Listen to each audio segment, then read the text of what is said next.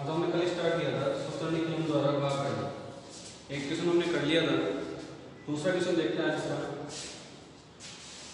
Question number 14 है तुम्हारी book का 3994 डिवाइड बाई 97।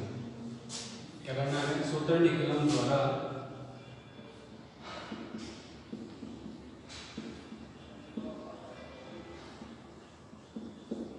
भाग करना है। तो सूत्र निकलन की जो विधि थी कल आप लोगों को बता दी गई थी। सूत्र निकलन के लिए हम क्या करेंगे? सबसे पहले यहाँ पर 3 खंड बनाएंगे।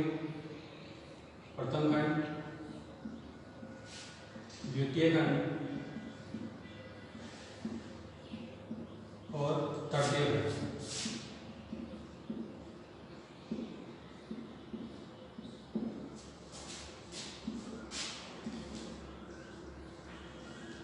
जैसे कि हमने देखा था प्रथम खंड के अंदर जो हमारे पास भाजक है 97 है और भाज्य क्या हमारा 3994। तो हमारा भाजक है 97 को हम कहाँ लिखेंगे? प्रथम खंड ये लिख दिया है। अब जो भाजक है, भाजक में कितने अंक है? 2 अंक है। और जो हमारा भाज्य होगा इसमें दाहिनी ओर से 2 अंक कहाँ पर लिखने हमें? तृतीय खंड में। और 2 अंक कौन से हैं? 9 और 4। आगे हम जितने भी अंक बच गए इसके अंदर वो कहाँ लिखना है? द्वितीय खंड में कितने लाएंगे? 39। अब देखते हैं कि जो हमारे पास भाजक है, भाजक का पूरक अंक, भाजक 97 का पूरक अंक निकालने के हम क्या करते हैं? जो इसका आधार होता है, आधार में संख्या को घटाते हैं। और आधार कितना होगा इसका? 100 होगा। तो 100 माइनस 97 कितना आएगा हमारा पूरक अंक? 3 आ गया। ठीक है, हमारे पास यहाँ पर कितना आएगा? 3। अब इसके दो अंक है, यहाँ पर कितने होने चाहिए? 2 अंक होने चाहिए। इसलिए हमारे देखते हैं इसके अंदर तो वही प्रोसेस है। सबसे पहला तो हमारा कॉलम होगा उसको कंप्लीट करेंगे। इसको ऐसे कैसे लिख दिया हमने। उसके बाद जो हमारे पास तो द्वितीय खंड में नीचे आ रहा है, इसको हम क्या करते हैं? हमारे पास पूरक अंक है 03, इससे क्या करेंगे? मल्टीप्लाई करेंगे। अब मल्टीप्लाई करेंगे तो हमारे पास क्या आएगा? यहाँ पर 03 को हमने 3 से मल्टीप्लाई किया, कितना आ गया? 09 ही लिखना है, 9 नहीं लिखना। तो हमारे पास 2 अंक होने चाहिए, 0 और 9 का लिखेंगे 9 के नीचे अगले कॉलम में। अब दूसरा कॉलम कंप्लीट करते हैं, दोनों को जोड़ेंगे तो 9 और 0 कितने हो गए? 9। ये कॉलम कंप्लीट हो गया। अब जो हमारे पास 9 है इसको हम क्या करेंगे? यहाँ पर जो हमारे पास पूरक अंक है 03, इससे गुणा करेंगे हमारे पास कितना आएगा? 9 3 27। यहाँ पर 2 अंक इसलिए 0 लगाने की कोई आवश्यकता नहीं है। तो हमारे पास यहाँ पर लिख देंगे 2 और 7, क्योंकि जो हमारा दूसरा कॉलम का कंप्लीट हो चुका था इसके नीचे कोई नहीं लिखना है। चलिए यहाँ पे हमने जो हमारे पास डिजिट आए थे हमने मल्टीप्लाई कर लिया है। अब आगे कोई भी डिजिट को हमें मल्टीप्लाई नहीं करना है। अब केवल करना क्या है? जो तृतीय खंड है, तृतीय खंड जितने भी हमारे पास जो डिजिट है, जो संख्याएं हैं, उनको क्या करना है? हमें जोड़ना है। तो 4 और 7 कितने लाएंगे? 11, 9 और 9 18, 18 और 2 20। हमारे पास एक यहाँ से बच रहा है, कितना हो जाएगा? 21। कितना हो गया? 211। अब हम देख सकते हैं कि हमारे पास जो 211 है वो क्या है? भाजक 97 से क्या है? घटा है। इसलिए हम क्या करेंगे? यहाँ पर इसमें से 97 क्या कर देते हैं? घटा देते हैं। और 97 इसमें से एक बार घटा दें, इसमें क्या करना पड़ेगा? हमें एक बार जोड़ना ही पड़ेगा।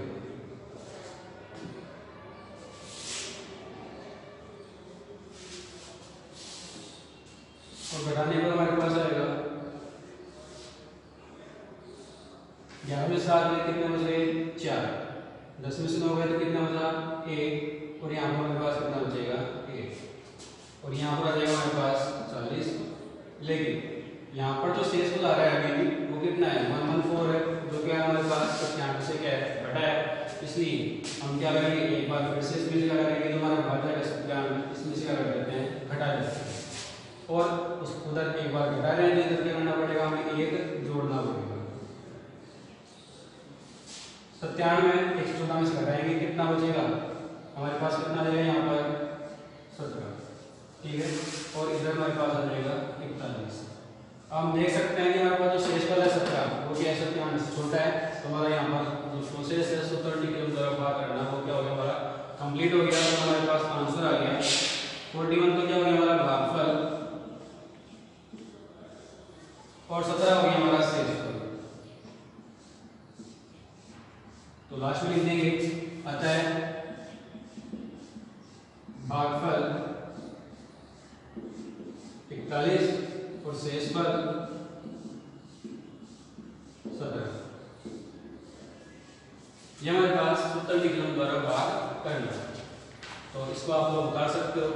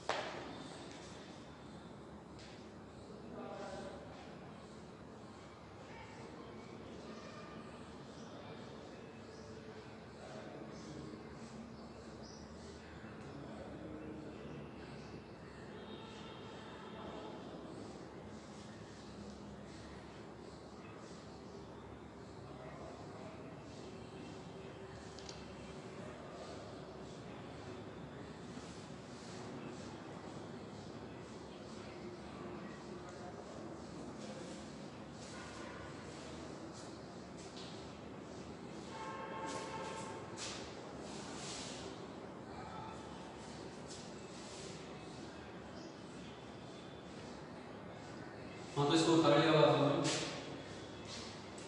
अगर टाइम लगता है तो वीडियो को पॉज करके उतार सकते हो, इसको लिख सकते हो।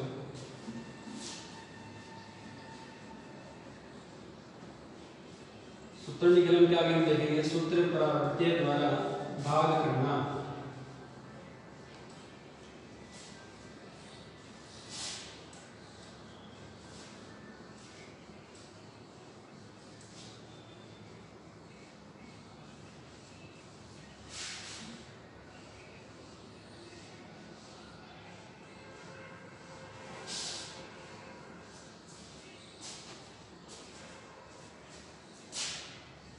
अगला मेरे पास सूत्र परावर्त्य द्वारा भाग करना, और इसका क्वेश्चन है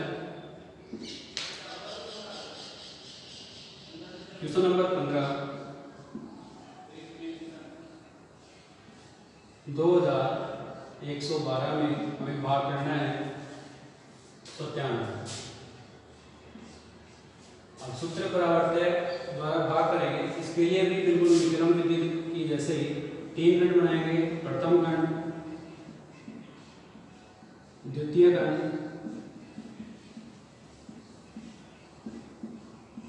और तृतीय खंड।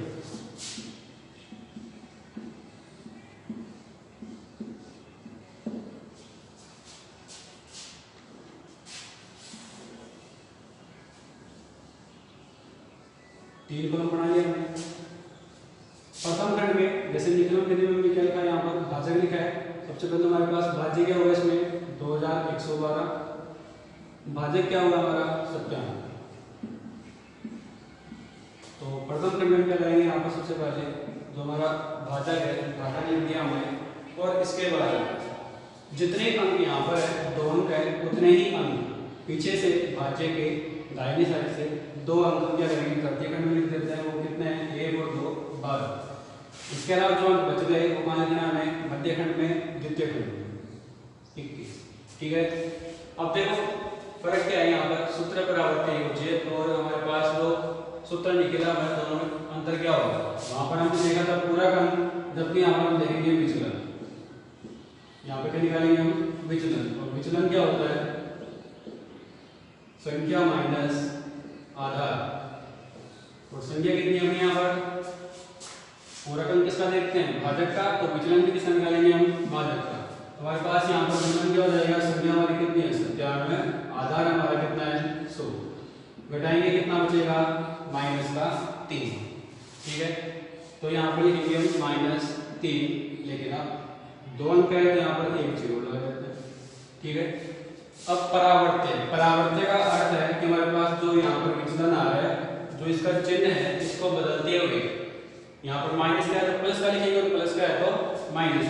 तो यहाँ पर लिखेंगे परावर्त्य अंक 3 का परावर्त्य अंक, और 3 का परावर्त्य अंक क्या हो जाएगा -3 का। हमारे पास ये माइनस का है तो यहाँ पर क्या आएगा प्लस का 3, और प्लस का 3 हमारे पास प्लस लिखने की जरूरत नहीं है, तो हम यहाँ पर लिखेंगे डायरेक्ट 3 और यहाँ पर ये 0। ठीक है, यहाँ पर लिख देना विचलन और यहाँ पर परावर्त्य अंक। परावर्त्य का मतलब है इसका जो चिन्ह है वो क्या हो जाएगा हमारे पास यहाँ पर उल्टा हो जाएगा, माइनस है तो प्लस और प्लस है तो माइनस। और एक बार हमारे पास आप लोगों ने विकुलम अंक पढ़े हुए हैं, जब माइनस की संख्या होती है तो क्या लिखते हैं उसके ऊपर एक बार लगा देते हैं। तो यहाँ पर एक माइनस न लिख के हम क्या कर सकते हैं, यहाँ पर बार भी लगा सकते हैं, विकुलम चिन्ह। ठीक है, अब विकुलम चिन्ह 0 के ऊपर नहीं लगाते हैं, क्योंकि 0 हमेशा क्या रहता है धनात्मक या ऋणात्मक नहीं कह सकते, हमेशा 0 उदासीन रहेगा। अब आगे देखेंगे जो प्रोसेस हमने सूत्र विकलन में अप्लाई किया, बिल्कुल वही प्रोसेस यहाँ पर करनी है। बस यहाँ पर अंतर क्या है कि विचलन निकालना है और उसका परावर्त्य अंक निकाल के हमें यहाँ पर लिखना है। सबसे पहले जो पहला कॉलम है 2 कंप्लीट कर दिया हमने, ऐसे कैसे उतार दिया इसको, ऐसे कैसे लिख दिया है। आगे जो हमारे पास 2 होगा, 2 को मल्टीप्लाई करेंगे 0 3 से, 0 3 से मल्टीप्लाई करने के बाद कितना आएगा 0 और 6। ठीक है, अब दूसरे कॉलम को कंप्लीट करते हैं तो कितना आएगा 0 और 1 हो जाएगा। आगे बात करते हैं 1 को हम 0 3 से गुणा करेंगे तो कितना आएगा 0 और यहाँ पर 3। ठीक है, बाकी हम यहाँ पर देख लेंगे कि 1 से हमने मल्टीप्लाई कर लिया, 2 से कर लिया, बीच वाला जो कॉलम है कंप्लीट हो चुका है। अब यहाँ पर तीसरे कॉलम में जितनी भी संख्याएं होती हैं हम क्या करते हैं जोड़ देते हैं, 3 और 2 5, 1 और 6 7 और 0 कितने हो जाएंगे 7 आएंगे। तो हम यहाँ से देख सकते हैं हमारे पास शेषफल कितना आ रहा है 75 और भागफल कितना आ रहा है 31। हम सबसे पहले चेक करेंगे जो हमारे पास शेषफल है ये भाजक से बड़ा है या छोटा है। तो 75 क्या होता है 97 से छोटा होता है, इसलिए हमारा जो क्वेश्चन है ये क्या हो गया कंप्लीट हो गया। तो शेषफल हमारा है 75 और भागफल हमारा 21 और लास्ट में लिखना अतः भागफल 21 और शेषफल 75। यह क्वेश्चन कंप्लीट है, सूत्र परावर्त्य द्वारा भाग करना। इसको लिख लीजिए।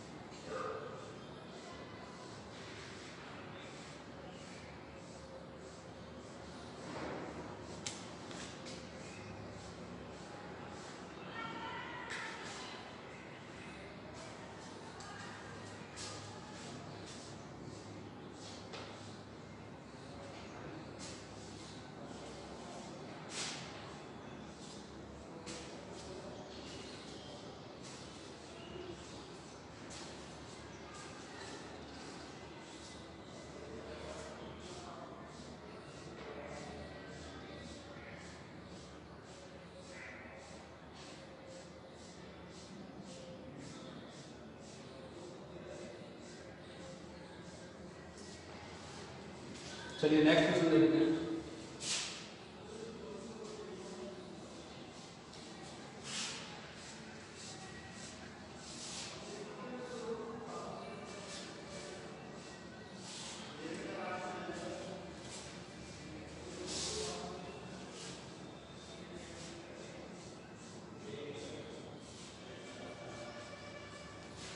और नेक्स्ट क्वेश्चन है क्वेश्चन नंबर 16। और क्वेश्चन नंबर 16 है 13,385 में हमें भाग करना है 131। 13,385 क्या हो जाएगा हमारा भाज्य हो जाएगा, 131 क्या हो जाएगा भाग। कौन से सूत्र से करना है? सूत्र परावर्त्य द्वारा भाग करना है। प्रोसेस वही है, प्रथम खंड, द्वितीय खंड और तृतीय खंड बनाएंगे। प्रथम खंड में हम सबसे पहले क्या लिखेंगे यहाँ पर भाजक, और भाजक हमारा कितना है 131। ठीक है। अब 131 का जो विचलन है, विचलन कितना होगा? विचलन निकालते हैं यहाँ पर। विचलन हमारे पास संख्या कितनी हो गई 131 और आधार कितना है 100।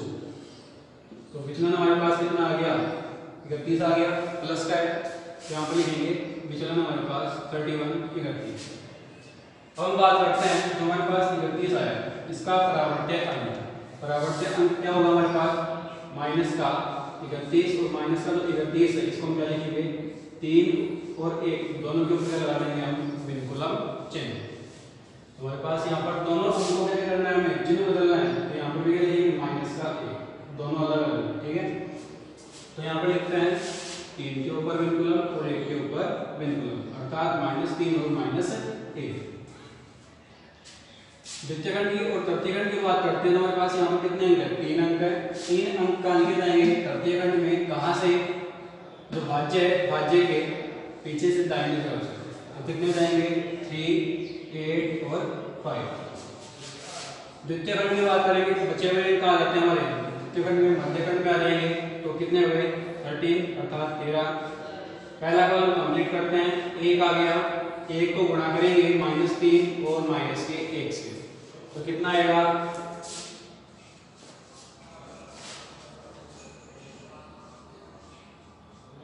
1।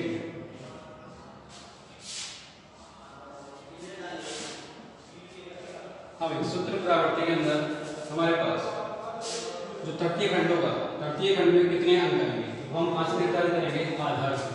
आधार में कितने जीरो हैं 2 जीरो है, तो इसमें भी कितने होंगे 2 ही अंक कहाँ पर होंगे तृतीय खंड में, कितना होगा हमारा 85 और इसमें कितना आ जाएगा 133। अब 133 है, पहला कॉलम हमने कंप्लीट कर लिया, बना के 1 को मल्टीप्लाई करेंगे -3 और -1 से, तो यहाँ पर चाहो तो -3 और -1 लिखो या 3 के ऊपर विनकुलम चिन्ह और 1 के ऊपर विनकुलम चिन्ह भी लगा सकते हैं। इनको सोल्व करेंगे, जोड़ेंगे 3 और -3 कितने हो जाएंगे 0। अब आगे 0 को गुणा करेंगे किससे -3 और -1 से, कितने आएंगे 0 और 0।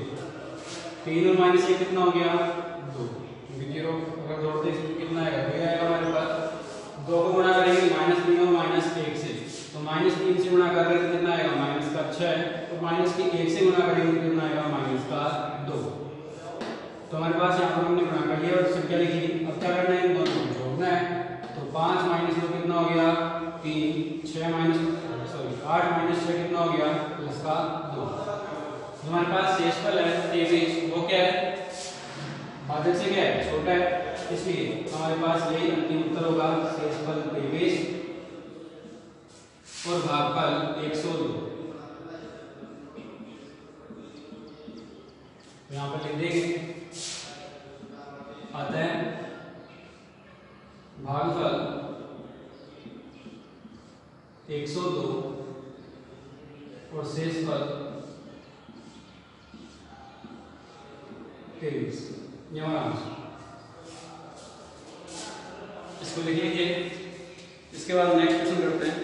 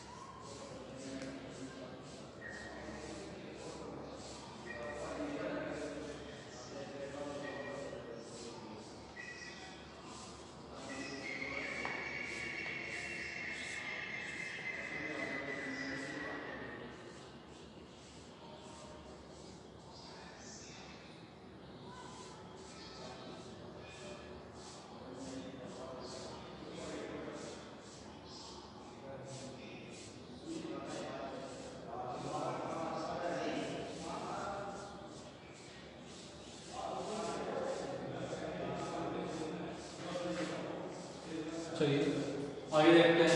सूत्र परावर्त्य द्वारा भाग हो गया हमारा, और लास्ट मेथड है 1.1 का सूत्र ध्वजांक द्वारा भाग करना।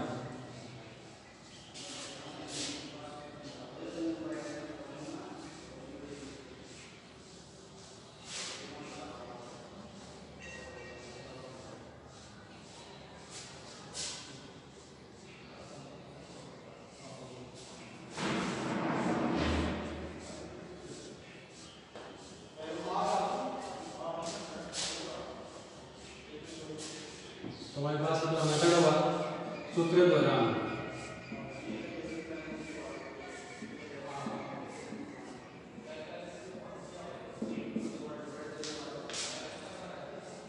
और इसका क्वेश्चन है क्वेश्चन नंबर 17।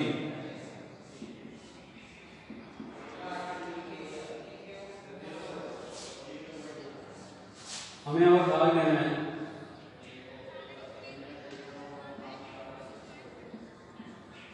5,92,837 में 119। तो देखो इसके अंदर क्या होंगे, हमारे पास 3 कॉलम बनेंगे।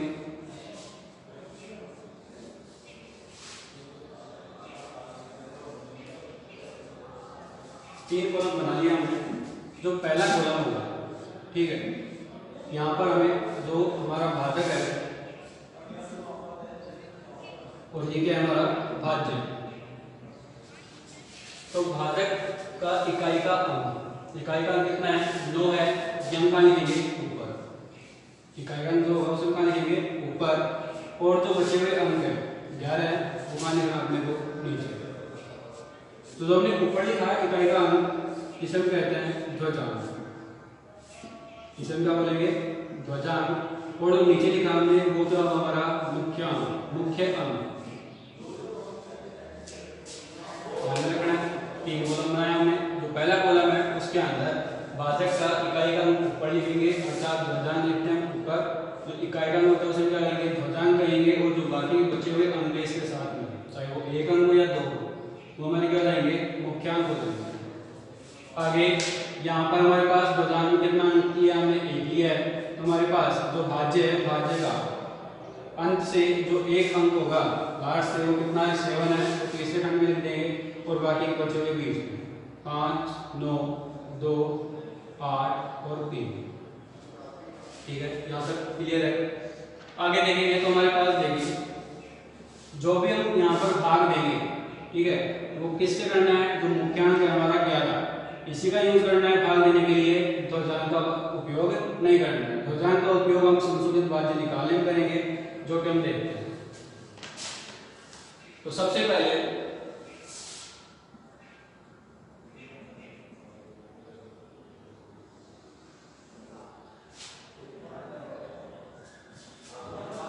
जो 11 है 11 का 5 भाग मिल जाता है, तो 2 अंक लेंगे यहाँ से। हमारे पास 5 और 9 59 हो गया, ठीक है। 59 में हम 11 का भाग करते हैं तो कितना आएगा, यहाँ पर लिख दिया मैंने भागफल, और यहाँ पर शेषफल। जब 59 में 11 का भाग देंगे तो भागफल तो कितना होगा हमारा 5 होगा, और शेषफल कितना होगा 4, ठीक है। तो जो भागफल है, भागफल कहाँ लिखना है हमें नीचे, दूसरा कॉलम है इसमें तो हमने लाइन लिखी है, इसके जस्ट नीचे लिखना है भागफल। और जो शेषफल है हमने इन दोनों को लिया था सबसे पहले, तो इन दोनों के आगे जो अंक है 2 है, इसके नीचे अर्थात बीच में हमारे पास यहाँ पे लिखना है शेषफल 4, भागफल नीचे और शेषफल ऊपर। अब देखो यहाँ पर आगे हम करते हैं, पहली प्रोसेस हो गई 1 अंक या 2 अंक जिसमें भाग जाता है उसमें भाग दिया हमने और शेषफल लिख दिया। सबसे पहले तो ये काम करना है। अब आगे करेंगे क्या कि हमारे पास जो शेषफल था 4 और ऊपर अंक कितना है 2, तो हमारे पास जो नया भाज्य है वो कौन सा है 42।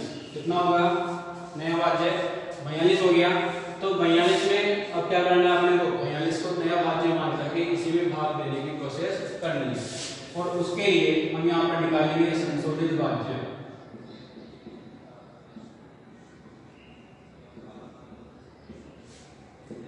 केवल पहली बार क्या करना अपने को साधारण भाग लेना है, उसके बाद में हमेशा क्या करना अपने को संशोधित भाज्य निकालने के बाद में भाग देना है।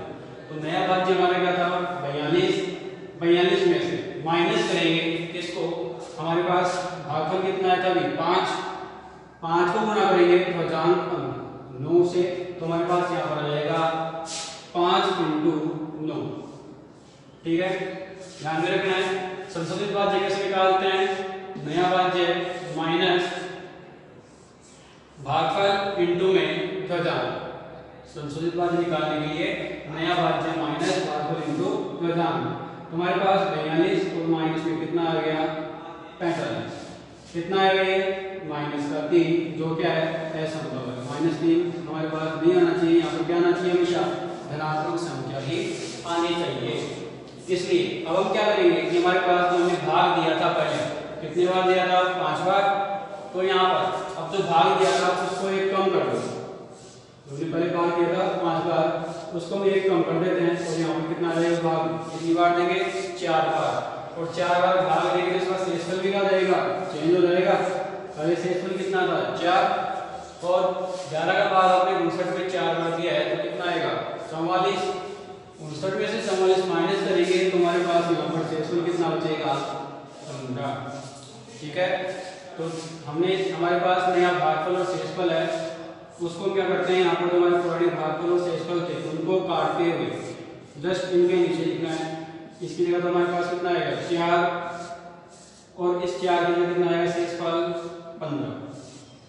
क्लियर है, क्योंकि हमारे पास यहाँ पर ऋणात्मक संख्या आ रही है, तो ऋणात्मक संख्या में हम आगे सूत्र भुजांक द्वारा भाग नहीं करते।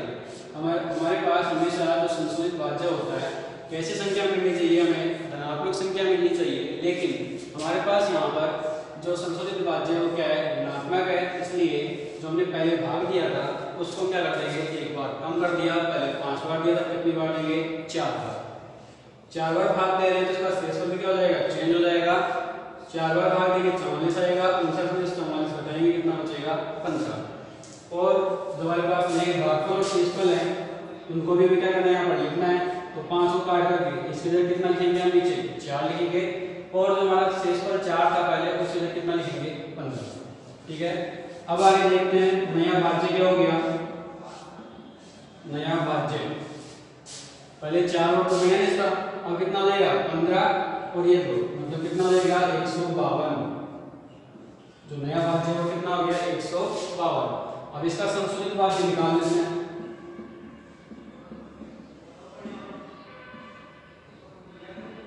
संशोधित भाज्य निकालेंगे तो नया भाज्य माइनस भागफल कितना है 4 इंटू में भुजांक वो कितना हमारा 9, तो 152 माइनस 900 कितना हो गया 36। क्लियर है, संशोधित भाज्य निकालना आना चाहिए। हमारे पास जो नया भाज्य होगा उसमें से जो हमारा भागफल है उसको गुणा करना है किससे भुजांक से, क्या करना है इसमें से हटा देना है।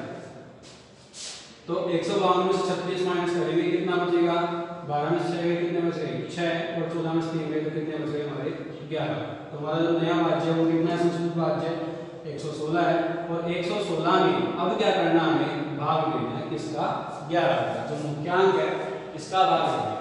संशोधित भाज्य हमारा ऋणात्मक नहीं होना चाहिए, कैसा होना चाहिए धनात्मक, और धनात्मक आ गया तो उसके बाद में जो हमारा मुख्यांक है उसका क्या करना हमें भाग देना है। अब भाग देंगे 11 का 116 में, अब 116 में भाग देते हैं तो कितनी बार आता है 10 बार आता है, लेकिन 10 हम लिख नहीं सकते यहाँ पर, तो हम कितनी बार लिखेंगे केवल एक लिखेंगे, और कितना होगा 9। हमारे पास यहाँ पर भागफल कितना हो जाएगा 9, और शेषफल कितना हो जाएगा इसका, भागफल हमारे पास 9 है 11 9 99, तो हमारे पास शेषफल कितना बचेगा यहाँ पर 17। तो वही प्रोसेस जो हमारे पास भागफल है, भागफल इसके नीचे लिखेंगे जिसमें भाग देने पर हमारे पास यहाँ पर आया, और शेषफल अगले अंक से पहले नीचे कितना आएगा हमारे पास 17। ठीक है, शेषफल ऊपर भागफल नीचे। चलिए आगे देखते हैं नेक्स्ट स्टेप में नया भाज्य, और नया भाज्य हमारे पास है 17 और 8 178। कौन सा हमारा नया भाज्य है? 178। तो इसका संशोधन करते हैं, संशोधित भाज्य निकालेंगे। जैसा कि मैं बता चुका हूं कि पहले ही केवल पहले स्टेप में डायरेक्ट निकाल देना, बाकी सबमिट निकालना है, संशोधित भाज्य में निकालना है। तो संशोधित भाज्य होगा नया भाज्य 178 माइनस जो भागफल है, भागफल क्या हमारा 9 और ध्वजांक क्या है 9, 9 को 9 से गुणा करेंगे और इसमें से घटा देंगे। हमारे पास यहाँ पर आ जाएगा 178 माइनस 81 और ये हो जाएगा 7। 17 में से 8 कितने हो जाएंगे? 9। तो हम क्या करेंगे? पॉजिटिव है, धनात्मक है, तो इसके अंदर 97 में भाग देते हैं इसका 11 का, और इसका जो भागफल आएगा वो कितना होगा?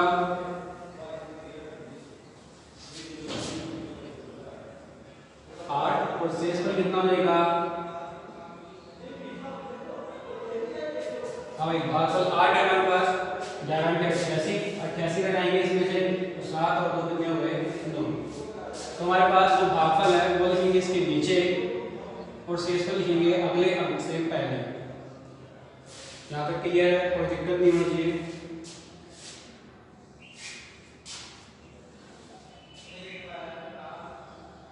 यहाँ से इधर लिख देता हूँ। तो हमारे पास अब देखते हैं नया भाज्य। नया भाज्य हमारे पास है 9 और 3 93। इसका संशोधन करते हैं, संशोधित भाज्य निकालेंगे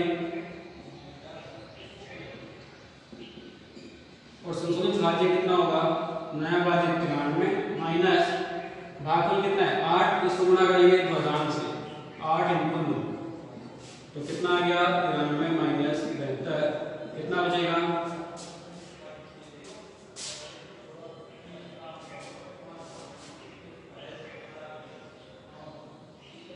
कितना बचेगा हमारे पास? 19। अब हम देखते हैं कि हमारे पास संशोधित भाज्य 19 आ गया। अब इसमें भाग देंगे किसका? 11। हमारे पास धनात्मक है, 19 में 11 का भाग दे देते हैं और भाग देने पर जो भागफल आ रहा है वह आएगा हमारे पास 1 और शेष पर कितना होगा?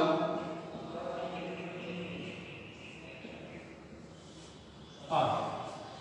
तो 11 का भाग देंगे 19 में, भागफल 1 और शेष पर कितना होगा? 8।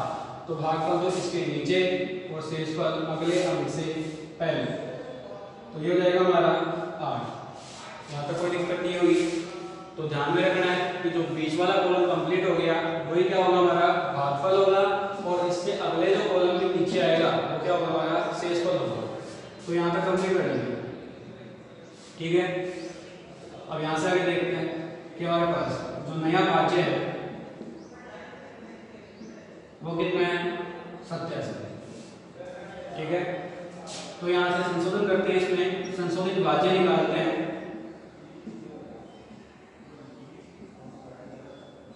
तो संशोधित भाज्य हो जाएगा तुम्हारा 87 नया भाज्य माइनस जो भागफल है 1 और ध्वजांक कितना है? 9, तो 1 × 9 हमारे पास यहाँ पर ये बचेगा 78, और 78 बच गया वो हम लिख देते हैं यहाँ पर नीचे, ठीक है। इसमें भाग नहीं देना है क्योंकि हमारा क्या शेषफल है। तो हम देखते हैं यहाँ पर 78 क्या हमारा इससे जो भाजक था 119 इससे छोटा है, ये हमारा है शेषफल और ये हमारा भागफल।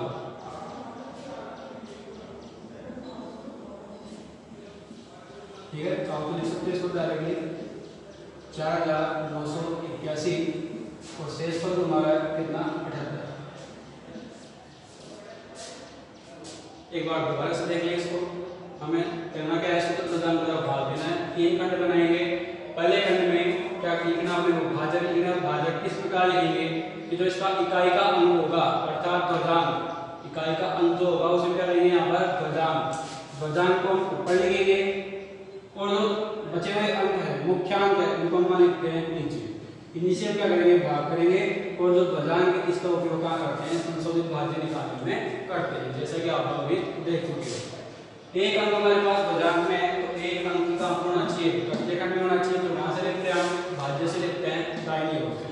ठीक है, मध्यखंड में बात करते हैं। हमारे पास जो बाकी के अंक थे वो हम लिखते हैं।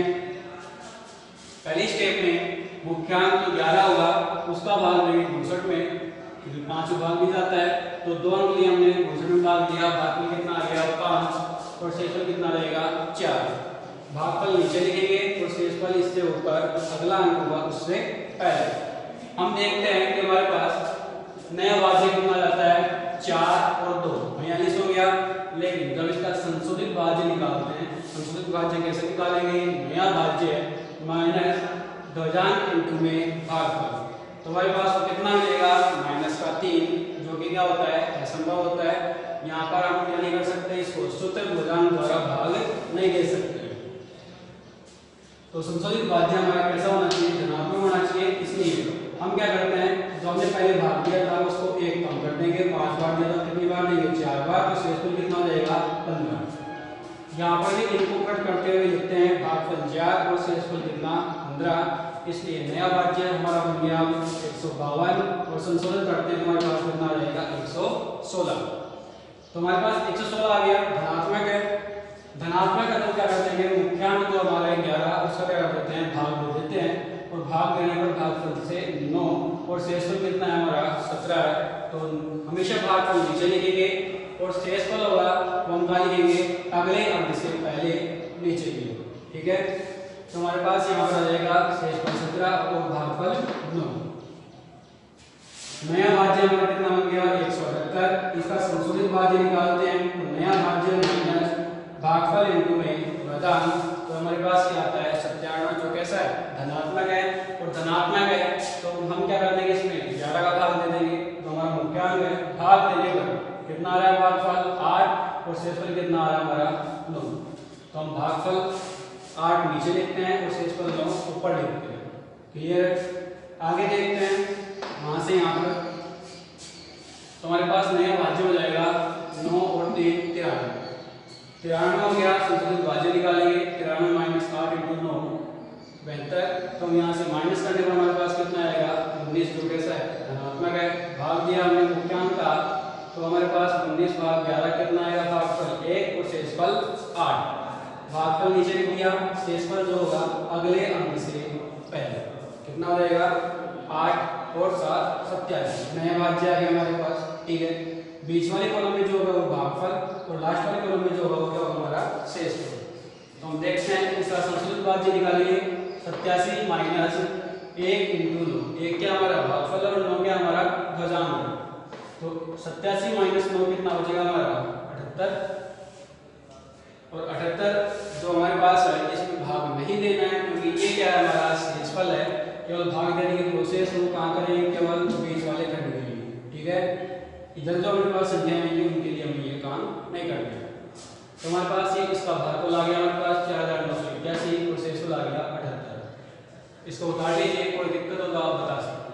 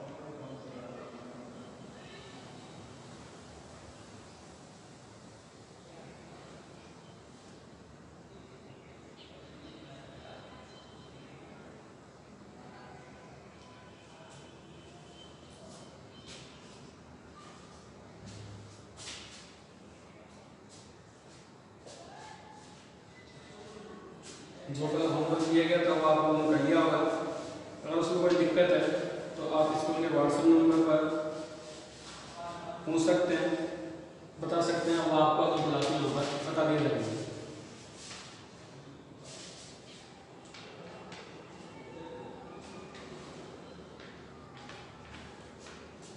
इसको उतारने के बाद में आप लोग होमवर्क लिख लो आज का।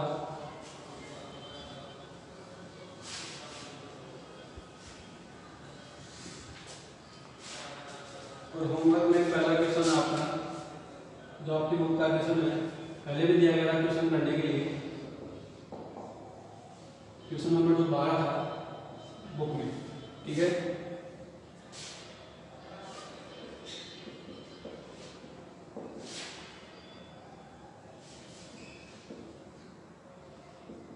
इसको आपको गुणा करना है कौन सी विधि से, ऊर्ध्वक्रियक।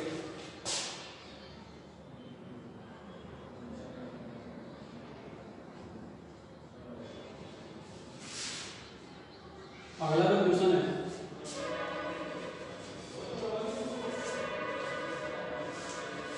वो है क्वेश्चन नंबर 19।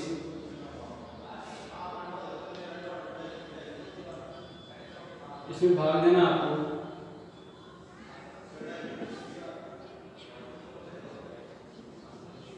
और क्वेश्चन नंबर 20 में क्या करना है, भाग देना।